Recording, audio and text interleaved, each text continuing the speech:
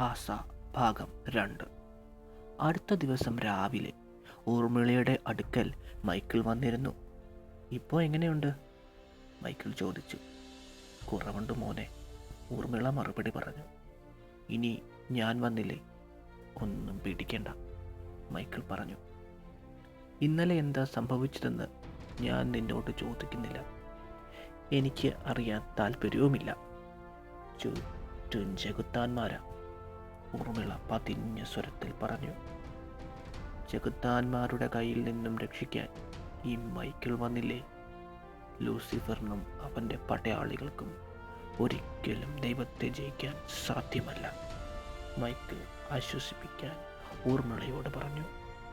ഇനിയെല്ലാം ദൈവത്തിൻ്റെ കയ്യിൽ, ലൂസിഫറിനെ ജയിച്ച ദൈവത്തിൻ്റെ കൈകളിൽ, ഊർമിള പ്രത്യാശയോടെ പറഞ്ഞു. ഊർമിള രക്ഷപ്പെട്ടു അല്ലേ? മുനീർ കോപത്തോടെ ചോദിച്ചു. അത് മുനീറിൻ്റെ വലങ്കെ നാസിർ പൂർത്തിയാകാതെ പറഞ്ഞു. എന്താ സംഭവിച്ചത്? മുനീർ ചോദിച്ചു. നാസിർ അവിടെ നടന്ന കാര്യങ്ങൾ എല്ലാം വിശദമായി പറഞ്ഞു. ആരാ അവൻ? മുനീർ അടങ്ങാത്ത കോപത്തോടെ ചോദിച്ചു. അറിയില്ല, നാസിർ പറഞ്ഞു. എന്നാൽ അറിയണം, അവൻ ആരാണെന്നറിയണം, മുനീർ മറുപടി നൽകി. അന്വേഷിക്കാൻ, നാസിർ താഴ്ന്ന സ്വരത്തിൽ പറഞ്ഞു. ഇനി നമ്മളൊന്ന് സൂക്ഷിക്കണം. അനാഥാലയം വഴിയുള്ള ഡ്രഗിൻ്റെ എല്ലാ കാര്യങ്ങളും തൽക്കാലത്തേക്ക് നിർത്തിവെക്കുക. അനാഥാലയത്തിൻ്റെ ഗോഡൗണിൽ നമ്മൾ സൂക്ഷിച്ചിരിക്കുന്ന സാധനങ്ങൾ അവിടെ നിന്ന് എത്രയും പെട്ടെന്ന് എടുക്കണം, മുനീർ ഉത്തരവിട്ടു. ഊർമിളയുടെ വീട് രാവിലെ തന്നെ 2 വണ്ടി നിറയെ ആളുകൾ വന്നിറങ്ങി. രാജു വണ്ടിയുടെ ഡോർ തുറന്ന് വീട്ടിലേക്ക് കയ്യിൽ മുദ്രപത്രവുമായി പാഞ്ഞു വന്നു. ഊർമിളയെ ഉച്ചത്തിൽ വിളിച്ചു. ഊർമിള താഴേക്ക് ഇറങ്ങി വന്നു. എന്താ വന്നത്? ഊർമിള രാജുവിനെ നോക്കി ചോദിച്ചു. തള്ളേ, ഇന്ന് ആ സ്ഥലത്തിൻ്റെ കാര്യം ഈ ചെകുത്താൻ തീരുമാനമാക്കും, രാജു ഉച്ചത്തിൽ മറുപടി പറഞ്ഞു. ആ സ്ഥലം അത് നിന്നെപ്പോലുള്ള ഒരു ചെകുത്താനും ഞാൻ തരില്ല, ഊർമിള ഉറച്ച ശബ്ദത്തിൽ മറുപടി നൽകി. പക്ഷേ ഈ ചെകുത്താൻ അത് മേടിച്ചിരിക്കും, രാജു പറഞ്ഞു. മിഖായിലുള്ളപ്പോൾ അത് നടക്കില്ലല്ലോ ചെകുത്താനെ. ഇതും പറഞ്ഞ് മൈക്കിൾ മുകളിലത്തെ നിലയിൽ നിന്നും താഴേക്ക് ഇറങ്ങി വന്നു. മിഖായലേ, സാത്താനെ തോപ്പിക്കാൻ ആരെ കൊണ്ടും പറ്റില്ല, രാജു മൈക്കിളിൻ്റെ നേരെ നോക്കി പറഞ്ഞു. സാത്താൻ്റെ ഓരോ മിഥ്യകൾ നമുക്ക് നോക്കാം, ചെറിയ പുഞ്ചിരിയോടെ മൈക്കിൾ മറുപടി നൽകി. കാണിച്ചു കൊടുക്കടാ, രാജു കൂടത്തിലുള്ളവരോട് പറഞ്ഞു. കൂടത്തിലുള്ളവർ മൈക്കിളിൻ്റെ നേർക്ക് വന്നു. മൈക്കിൾ എല്ലാവരെയും കീഴ്പ്പെടുത്തി. അവസാനം മൈക്കിൾ രാജുവിൻ്റെ നേർക്ക് വന്ന് വിജയഭാവത്തോടെ പറഞ്ഞു. ഇപ്പം മനസ്സിലായില്ല നിനക്ക്? സാത്താനെ കൊണ്ട് ഒന്നും ചെയ്യാൻ പറ്റില്ലെന്ന്. രാജു കോപത്തോടെ അവിടെ നിന്നും പോയി. ദിവസങ്ങൾ കടന്നുപോയി. ഒരു ദിവസം ഊർമിള മൈക്കിളിനോട് പറഞ്ഞു. നമ്മുടെ അനാഥാലയത്തിൽ എന്തൊക്കെയോ നടക്കുന്നു, ആരൊക്കെയോ ഇതിന് പിന്നിലുണ്ട്, എനിക്കെന്തോ പേടിയാവുന്നു, ഊർമിള ഭയം കലർന്ന സ്വരത്തിൽ പറഞ്ഞു. എല്ലാം ഞാൻ നോക്കിക്കോളാം, അമ്മ ഒന്നോർത്ത് സമാധാനം കളയണ്ട, മൈക്കിൾ ഊർമിളയുടെ മറുപടി പറഞ്ഞു. അവിടെയുള്ളവർ നിന്റെ പിള്ളേരാ, ദൈവം നിനക്ക് നോക്കാൻ തന്ന നിന്റെ പിള്ളേർ, നീ വേണം അവർക്ക് കാവലാളാകാൻ, ഊർമിള പറഞ്ഞു. ഞാനുണ്ട് അവർക്ക് കാവലായി, മൈക്കിൾ മറുപടി നൽകി. ഈ സമയത്താണ് മൈക്കിളിൻ്റെ ഫോണിലേക്ക് ഒരു കോൾ വന്നത്. കോൾ വന്നതും ചെറിയ പുഞ്ചിരിയോടെ മൈക്കിൾ കോൾ വെച്ച് അവിടെ നിന്നും ഇറങ്ങി.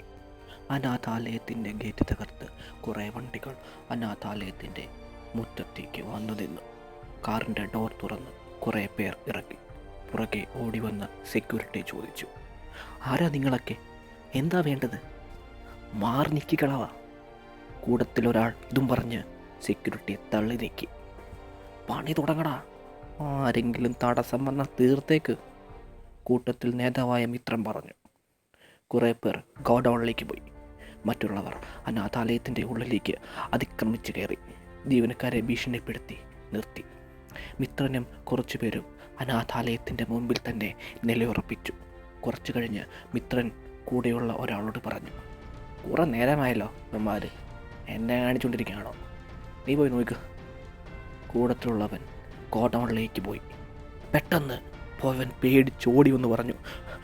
അവിടെ അവിടെ ആരെയും കാണുന്നില്ല. മിത്രൻ കൂടത്തിലുള്ളവരോട് പറഞ്ഞു, വാടാ. അവർ ഗോഡൗണിലേക്ക് എത്തി. അകത്തേക്ക് കയറി. ആരെയും കാണാനില്ല. മിത്രന് സംശയം തോന്നി. അവിടെ ഉണ്ടായിരുന്ന ഒരു ചാക്ക് നോക്കിയപ്പോൾ കുറേ കൈപ്പത്തികൾ. ഇത് കണ്ടതും എല്ലാവരും പേടിച്ചു പോയി. മിത്രൻ പതിയെ ഗോഡൗണിൻ്റെ മറ്റൊരു വാതിൽ തുറന്നു. നോക്കിയപ്പോൾ കുറേ ശവങ്ങൾ കിടക്കുന്നു. തൻ്റെ ആളുകളുടെ ശവങ്ങളാണ് അതെന്ന് മിത്രന് മനസ്സിലായി. പെട്ടെന്നവർ അനാഥാലയത്തിലേക്ക് ഓടി. അവിടെ ആരെയും കണ്ടില്ല. അനാഥാലയത്തിൻ്റെ വാതിൽ തുറന്ന മിത്രൻ കണ്ടത് കുറേ മുഖം മൂടി ധരിച്ച ആൾക്കാർ തോക്കും ചൂടി നിൽക്കുന്നതാണ്. പെട്ടെന്ന് അവർ മിത്രൻ്റെ കൂട്ടത്തിലുള്ളവരെ വെടിവെച്ചു കൊന്നു. ഇത് കണ്ട് പേടിച്ച് മിത്രൻ ചോദിച്ചു, ആരാ നിങ്ങൾ? ഇതും പറഞ്ഞ് തീരുന്നതിന് മുമ്പ് ഒരു ബുള്ളറ്റിൻ്റെ ശബ്ദം കേട്ട് തിരിഞ്ഞു നോക്കി. മൈക്കിൾ KE 031019 എന്ന നമ്പറുള്ള ബൈക്കിൽ അനാഥാലയത്തിൻ്റെ ഗേറ്റ് കടന്നു വന്നു. ബൈക്കിൽ നിന്നും ഇറങ്ങി മിത്രൻ്റെ മുമ്പിൽ വന്നു നിന്ന് പുച്ഛത്തോടെ പറഞ്ഞു, നിന്നെ അയച്ച ചെകുത്താനോട് പറഞ്ഞേക്ക് മൈക്കിൾ അവനെ കാണാൻ വരുന്നുണ്ടെന്ന്. മൈക്കിൾ ഇതും പറഞ്ഞ് അവിടെ നിന്നും ഇറങ്ങി. കുറച്ചു ദിവസങ്ങൾക്ക് ശേഷം രാജുവിൻ്റെ വീട്. സമയം രാത്രി 10 മണി കഴിഞ്ഞു. രാജുവും ഭാര്യ മഞ്ജുവും TV യിൽ മുഴുകിയിരിക്കുകയാണ്. രാജുവിൻ്റെ മോൾ അലാന പഠനത്തിലാണ്. പെട്ടെന്നാണ് അലാന രാജുവിനോട് ഒരു ചോദ്യം ചോദിച്ചത്. അച്ഛൻ പഠിച്ചപ്പോൾ 7ാം ക്ലാസ് ഇതൊക്കെ പഠിക്കാനുണ്ടായിരുന്നോ? പെട്ടെന്നാണ് അമ്മയുടെ മറുപടി വന്നത്. നിൻ്റെ അച്ഛൻ 7ാം ക്ലാസ് വരെ പഠിച്ചോന്ന് പോലും അറിയില്ല. അപ്പോഴാ. ഇത് കേട്ട് രാജു പറഞ്ഞു, ഞാൻ 10ാം ക്ലാസ് വരെ പഠിച്ചതാ. അത് കഴിഞ്ഞ് അപ്പനെ സഹായിക്കണമെന്ന് തോന്നി. അതുകൊണ്ട് ഞാൻ അപ്പൻ്റെ കൂടെ ബിസിനസ്സിലങ്ങ് ഇറങ്ങിയത്. ഇത് കേട്ടതും ചിരിച്ചുകൊണ്ട് മഞ്ജു പറഞ്ഞു, ഓ 10ാം ക്ലാസ് ജയിച്ചുകൊണ്ടായിരിക്കും അതോ തോറ്റുകൊണ്ടാണോ അപ്പനെ സഹായിക്കാൻ ബിസിനസ്സിൽ ഇറങ്ങിയത്? പെട്ടെന്നാണ് രാജുവിൻ്റെ വീട്ടിലെ വൈദ്യുതി പോയത്. ഞാൻ എമർജൻസി ലൈറ്റ് എടുത്തുകൊണ്ട് വരാം. ഇതും പറഞ്ഞ് രാജു ഫോണിലെ വെട്ടം തെളിച്ച് എമർജൻസി ലൈറ്റ് എടുക്കാൻ പോയി. വീടിനകത്ത് ആരോ കയറുന്നത് പോലെ മഞ്ജുവിൻ്റെ തോന്നി. അടുത്ത നിമിഷം കരണ്ട് വന്നപ്പോൾ മഞ്ജു പേടിച്ച് നിലവിളിച്ചു. നിലവിളി കേട്ട് ഓടി വന്ന രാജു കണ്ടത് കുറേ പേർ തൻ്റെ വീടിനുള്ളിൽ കയറി മോളെ കത്തിമുനയിൽ ഭയപ്പെടുത്തി നിർത്തിയിരിക്കുന്നതാണ്. ആരാ? എന്താ വേണ്ടത്? രാജു ഭയത്തോടെ ചോദിച്ചു. കൂട്ടത്തിലുള്ള ഫോൺ എടുത്ത് ഡേവിയെ വിളിച്ച് രാജുവിനെ കേൾക്കാവുന്ന വിധത്തിൽ സ്പീക്കറിലിട്ടു. നീ ആ സ്ഥലം മേടിച്ച് തരാമെന്ന് പറഞ്ഞ് എന്നെ പറ്റിച്ചല്ലോടാ. എത്ര രൂപയാ നീ ഇതും പറഞ്ഞ് എൻ്റെ കയ്യിൽ നിന്ന് മേടിച്ചത്? സ്ഥലവും പൈസയും രണ്ടും പോയി.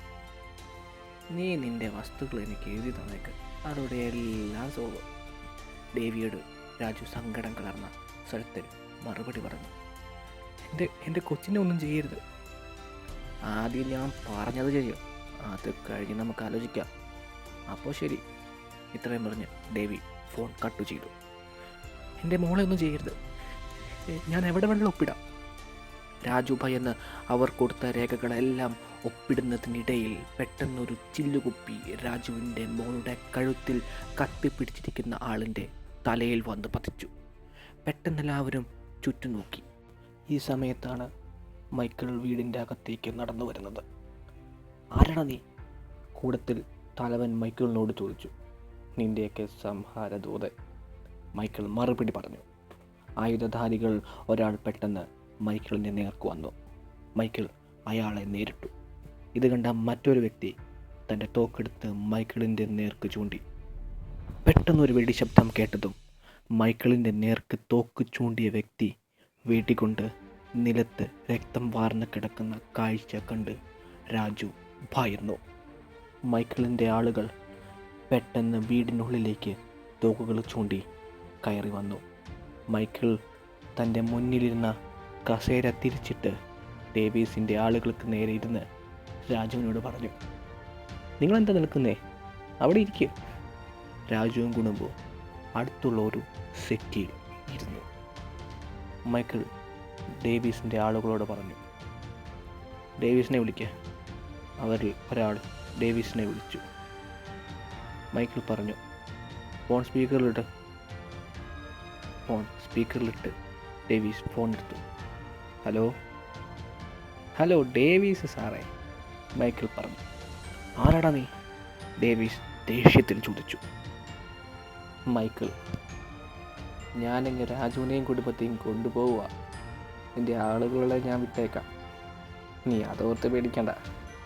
മൈക്കിൾ ഇത് പറഞ്ഞ് തൻ്റെ മുന്നിലിരുന്ന രേഖകളിൽ എടുത്ത് കീറിക്കളഞ്ഞ് ഡേവിസിനോട് പറഞ്ഞു. പിന്നെ ഞാൻ ആ രേഖകൾ അങ്ങെടുത്ത്, അപ്പം ശരി. ഇത്രയും പറഞ്ഞ് മൈക്കിൾ രാജുവിനെയും കുടുംബത്തെയും കൂട്ടി വീട്ടിൽ നിന്നും ഇറങ്ങി.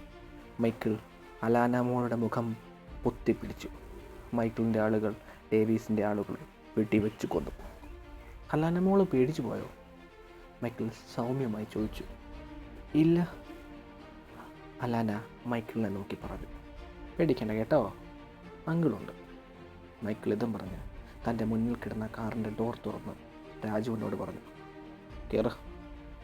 രാജുവും കുടുംബവും അതിൽ കയറി. രാജു കുറ്റബോധത്തോടെ വിളിച്ചു, മൈക്കിളെ. മൈക്കിൾ അത് ശ്രദ്ധിക്കാത്ത മട്ടിൽ കാറിൻ്റെ ഡോർ അടച്ച് കാർ മുന്നോട്ട് നീങ്ങി. മൈക്കിൾ പുറകെ വന്ന കാറിൽ കയറി. ഇരു കാറുകളും ഒരു വലിയ വീടിൻ്റെ മുറ്റത്ത് നിന്നും കാറിൽ നിന്നും ഇറങ്ങി രാജുവിനോട് മൈക്കിൾ പറഞ്ഞു, ഇവിടെ വന്ന് ആരും നിങ്ങളെ തൊടത്തില്ല, ഇത് എൻ്റെ സ്ഥലമാണ്, മുകളിൽ അമ്മയുണ്ട്. ഇന്നൊരു കാര്യം രാജു, ദൈവം നന്നാകാൻ ചെലുത്താനും ഒരവസരം നൽകും, അത് നീ ഓർത്തു. എത്രയും പെട്ടെന്ന് നീയും ഡേവിസുമായിട്ടുള്ള ഇടപാടങ്ങ് തീർത്തേക്ക്, മൈക്കിൾ രാജുവിനോട് പറഞ്ഞു. മൈക്കിൾ, അത്രയും വലിയ തുക ഇന്ത്യയിലെ കൊണ്ടൊന്നും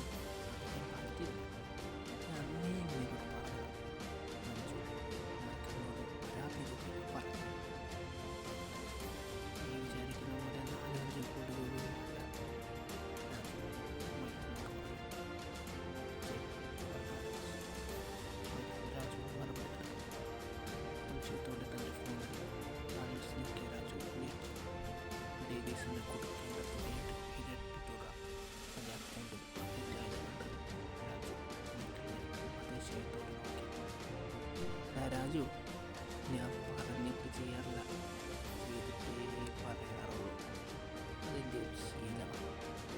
ഇത്രയും പറഞ്ഞതിന് ശേഷം മൈക്കിൾ കാറിൽ കയറി മുന്നോട്ട് പോയി. അടുത്ത ദിവസം മൈക്കിളിൻ്റെ ഫോണിലേക്ക് ഒരു കോൾ വന്നു. ഹലോ മൈക്കിൾ, ഒരു പ്രശ്നമുണ്ട്. നമ്മുടെ ലോഡ് കൊണ്ടുപോയ ലോറി കൊണ്ടു. കർണാടക ബോർഡറിലാണ് പറഞ്ഞത്, പക്ഷേ ലോഡില്ല.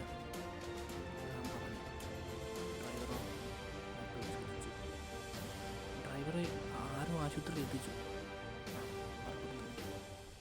മൈക്കിൾ ഒന്ന് ആലോചിച്ചിട്ട് പറഞ്ഞു, ഞാൻ നോക്കിക്കോളാം. മൈക്കിൾ ഇത്രയും പറഞ്ഞ് ഫോൺ വെച്ചു. മൈക്കിൾ അന്ന് രാത്രി തന്നെ സംഭവം നടന്ന സ്ഥലത്തേക്ക് യാത്ര തിരിച്ചു. കുറച്ചു ദൂരം കഴിഞ്ഞപ്പോൾ തൻ്റെ കാറിൻ്റെ മുന്നിലും പിന്നിലും സൈഡിലുമായി ലോറികൾ തൻ്റെ കാറിനെ പിന്തുടരുന്നുണ്ടെന്ന് മൈക്കിളിന് മനസ്സിലായി. വിജനമായ സ്ഥലമെത്തിയപ്പോൾ മുന്നിലത്തെ ലോറി മൈക്കിളിൻ്റെ കാറിന് വട്ടം വെച്ച് നിർത്തി. ലോറിയിൽ നിന്നും കുറേ ആളുകൾ മൈക്കിളിൻ്റെ നേരെ പാഞ്ഞെടുത്തു. തൻ്റെ എതിരാളിയെ കാത്തു നിൽക്കുന്ന മുനീറിൻ്റെ മുന്നിലേക്ക് ഒരു ലോറി വന്നു നിന്നു. ലോറിയിൽ നിന്നും നസീർ മൈക്കിളിനെ പുറത്തിറക്കി. ഈ ചെകുത്താൻ്റെ കോട്ടയിലേക്ക് സ്വാഗതം, മുനീർ ഉറക്കെ ചിരിച്ചുകൊണ്ട് പറഞ്ഞു. മൈക്കിൾ മുനീറിനെ ഒന്ന് നോക്കി. എന്താ മൈക്കിൾ, ഈ ചെകുത്താനെ കാണാൻ വരുന്നുണ്ടെന്ന് പറഞ്ഞിട്ട് ചെകുത്താനെ കണ്ടപ്പോൾ ഒന്നും പറയുന്നുമില്ലല്ലോ? മുനീർ പരിഹസിച്ചുകൊണ്ട് മൈക്കിളിനോട് പറഞ്ഞു. മൈക്കിൾ, ചെകുത്താനെ കണ്ടു, ഇനി ചെകുത്താനെ ആരും കാണില്ല, മൈക്കിൾ മറുപടി പറഞ്ഞു. എനിക്ക് നിൻ്റെ ആ ഒരിത് ഇഷ്ടപ്പെട്ടു. മൈക്കിളിനെ ചെകുത്താനെ നേരിടാൻ ആർക്കും കഴിയില്ല. നീ കാരണം എനിക്ക് നഷ്ടമുണ്ടായി. നിന്നെ കൊന്നതുകൊണ്ട് നഷ്ടമൊന്നും ഇല്ലാതാകുന്നില്ല, പക്ഷേ നീ കാരണം ഇനിയൊരു നഷ്ടം എനിക്കുണ്ടാകരുത്. മുനീർ മറുപടി പറഞ്ഞു. എനിക്ക് നിന്നെയല്ല വേണ്ടത്, നിൻ്റെയൊക്കെ മുകളിലിരിക്കുന്ന ലൂസിഫറെയാണ് വേണ്ടത്. മൈക്കിൾ ഉറച്ച ശബ്ദത്തിൽ മറുപടി പറഞ്ഞു. അതിന് മുമ്പ് നീ ചത്തുപോകുമല്ലോടാ, മുനീർ അട്ടഹസിച്ചു പറഞ്ഞു. പെട്ടെന്നാണ് മൈക്കിളിൻ്റെ പിന്നിൽ ആരോ തോക്ക് ചൂണ്ടിയത്. മൈക്കിൾ തിരിഞ്ഞു നോക്കിയതും തൻ്റെ മുമ്പിൽ തോക്കു ചൂണ്ടിക്കൊണ്ട് നിൽക്കുന്ന പ്രിയയെ കണ്ടത്. നീ എന്നാടാ ഞെട്ടുന്നില്ലേ? തൻ്റെ മുമ്പിൽ ഭാവമാറ്റമൊന്നുമില്ലാതെ നിൽക്കുന്ന മൈക്കിളിനെ കണ്ട് പ്രിയ ചോദിച്ചു. മരിക്കാൻ പോകുന്നവനെ എന്ത് ഞെട്ടല്? മുനീർ പരിഹാസത്തോടെ പറഞ്ഞു. എന്തിനാടാ മൈക്കിളെ നീ ഞങ്ങളുടെ ഇടയിൽ വന്ന് ചാടിയത്? ആ നൂറുമുളത്തള്ളയെ കൊല്ലാൻ വന്നപ്പോൾ അനാഥാലയത്തിൽ വെച്ച് അങ്ങനെ എത്ര പ്രാവശ്യം. മുന്നിൽ ആര് തടസ്സം നിന്നാലും ഈ ചെകുത്താനത്ത് പറിച്ചു മാറ്റും. അതിപ്പോൾ എൻ്റെ അമ്മ ആ ഊർമിളയായാലും ഏത് മിഖായേലായാലും. അഹങ്കാരം കലർന്ന സ്വരത്തിൽ പ്രിയ മൈക്കിളിനോട് പറഞ്ഞു. പ്രിയ, നിങ്ങൾക്ക് മൈക്കിളിനെ ഇതുവരെയും മനസ്സിലായിട്ടില്ല. മൈക്കിൾ ചെറു പുഞ്ചിരിയോടെ മറുപടി നൽകി. ചെകുത്താനല്ല മിഖായേലിനെ മനസ്സിലാക്കേണ്ടത്, നേരെ തിരിച്ചാണ്. ലൂസിഫറിൻ്റെയും അവൻ്റെ ആളുകളെയും ഒരു മിഖായേലിനും ഒന്നും ചെയ്യാൻ കഴിയില്ല, മുനീർ പറഞ്ഞു. ഞാൻ പറഞ്ഞില്ലേ, എനിക്ക് വേണ്ടത് ലൂസിഫറെയാണ്, മൈക്കിൾ മറുപടി നൽകി. ശക്തനായ ലൂസിഫറിനെ നിനക്ക് കീഴടക്കാൻ സാധിക്കത്തില്ല മിഖായേൽ. നീ ഇനിയും ഇവിടെ വേണ്ട. മുനീർ മൈക്കിളിനോട് ഇതും പറഞ്ഞ് പ്രിയയുടെ നേർക്ക് തിരിഞ്ഞു. പ്രിയ, നിന്റെ കൈകൾ കൊണ്ട് ഇവൻ മരിക്കണം. പെട്ടെന്ന് പുറത്തുനിന്നും വലിയ ശബ്ദം കേട്ട് മുനീർ നാസിറിനോട് നോക്കാൻ പറഞ്ഞു. നോക്കാൻ പോയ നാസിർ പേടിച്ച് വരുന്നത് കണ്ടതും മുനീർ ചോദിച്ചു, എന്താണാ ഈ സ്ഥലം മൊത്തം ആരൊക്കെ വളർത്തിരിക്കുക? നാസിർ ഭയം കലർന്ന സ്വരത്തിൽ പറഞ്ഞു. നമ്മുടെ ആളുകളോട് തയ്യാറാകാൻ പറ, മുനീർ പറഞ്ഞു. മുനീർ, നിനക്കിപ്പോഴും ചെകുത്താനേക്കാൾ ശക്തനായ മിഖായേലിനെ മനസ്സിലായിട്ടില്ല. ഈ കെട്ടിടത്തിൻ്റെ പുറത്ത് മൊത്തം എൻ്റെ ആളുകളാണ്. മൈക്കിൾ മുനീറിനോട് ഇത്രയും പറഞ്ഞ ശേഷം അവിടെ ഉണ്ടായിരുന്ന മുനീറിൻ്റെ ആളുകളോട് ഉച്ചത്തിൽ പറഞ്ഞു. എനിക്കെൻ്റെ ശത്രുവിനെ മാത്രം മതി. നിങ്ങളുടെ ജീവൻ എനിക്ക് വേണ്ട. കാരണം നിങ്ങളെൻ്റെ സുഹൃത്തുക്കളാണ്. സുഹൃത്തുക്കളെ, ഇവന് വേണ്ടി ആരെങ്കിലും വന്ന അവൻ്റെ ജീവൻ ഞാനിങ്ങെടുക്കും. നിങ്ങളുടെ തീരുമാനം എന്താണ്? ഇത്രയും കേട്ടതിന് ശേഷം അവർ പരസ്പരം നോക്കുന്നു. അവരെല്ലാവരെയും മുനീർ നാസിറിനും പ്രിയയ്ക്ക് നേരെ തോക്കു ചൂണ്ടി. അവർ മൂവരും ഭയം കൊണ്ട് ചുറ്റും നോക്കി. മോളെ പ്രിയെ, ഈ കെട്ടൊന്നഴിക്ക്, മൈക്കിൾ പ്രിയയോട് പറഞ്ഞു. പ്രിയ ഭയന്ന് മൈക്കിളിൻ്റെ കെട്ടഴിച്ചു. പിന്നെ മുനീറെ, നീ രഹസ്യമായി കോടിക്കണക്കിന് രൂപയുടെ ലഹരി മരുന്ന് സൂക്ഷിച്ചിരുന്ന ആ ഗോഡൗൺ ഉണ്ടല്ലോ, അത് ഞാനങ്ങ് തകർത്തു. ഞാൻ പ്രിയ അങ്ങ് കൊണ്ടുപോയേക്കുക, മൈക്കിൾ മുനീറിനോട് പറഞ്ഞ ശേഷം മുനീറിൻ്റെ ആളുകളോട് തുടർന്നു. സുഹൃത്തുക്കളെ, നിങ്ങൾ ഇവരുടെ കാര്യം നോക്കിക്കോ, അപ്പം ശരി. ഇത്രയും പറഞ്ഞ് മൈക്കിൾ പ്രിയയും കൂട്ടി പുറത്തേക്ക് ഇറങ്ങി. ഇരുവരും പുറത്തിറങ്ങിയ ഉടനെ അകത്തു നിന്നും വെടിയുച്ചകൾ ഉയർന്നു. മുനീറും നാസിറും മരണപ്പെട്ടു. മൈക്കിൾ തൻ്റെ ആളുകളോട് എന്തോ ആംഗ്യം കാണിച്ചതിന് ശേഷം പ്രിയയോട് പറഞ്ഞു, കാറിൽ കയറി. ഇരുവരും കാറിൽ കയറി. കാറ് അവർ നിന്ന കെട്ടിടത്തിൻ്റെ പരിസരം കടന്നു. ഉടനെ കെട്ടിടം വലിയ ശബ്ദത്തോടെ തകർന്നു. അതിലുണ്ടായിരുന്ന മുനീറിൻ്റെ ആളുകൾ എല്ലാവരും മരിച്ചു.